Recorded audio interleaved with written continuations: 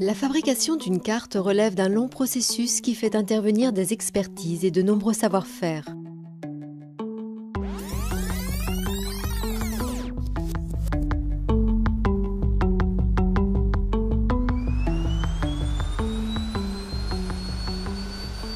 Le processus démarre avec la prise de photographies aériennes.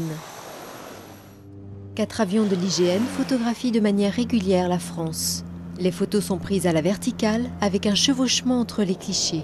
Cet ensemble d'images est à la source des cartes et permet de reformer dans son intégralité le territoire français.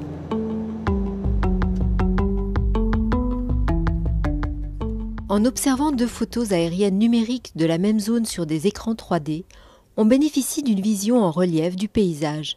C'est la stéréoscopie.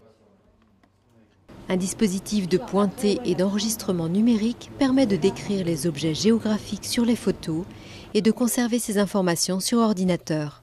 On dispose alors d'une base de données géographique. Puis des géomètres et topographes sillonnent la France et assurent les mesures sur le terrain pour venir compléter ce qui ne peut être vu sur les photos aériennes. Sentiers en sous-bois, limites de communes, viabilité des routes, toponymes sont ainsi recensés et enrichissent le premier état des lieux aériens.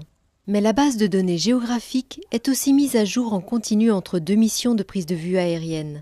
De plus, l'IGN a signé des accords de partenariat pour intégrer directement les données d'autres services publics, comme la Poste ou les pompiers. On passe ensuite à la phase de rédaction cartographique. Jadis dessinées entièrement à la main, les cartes sont aujourd'hui dérivées des bases de données géographiques. L'intervention des dessinateurs cartographes reste cependant nécessaire pour garantir une parfaite lisibilité de ces documents.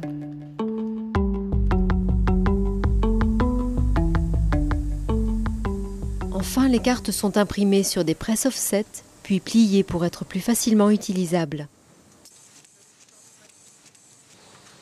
Elles sont alors prêtes à rejoindre les différents points de vente ou à être achetées sur la boutique loisirs en ligne de l'IGN.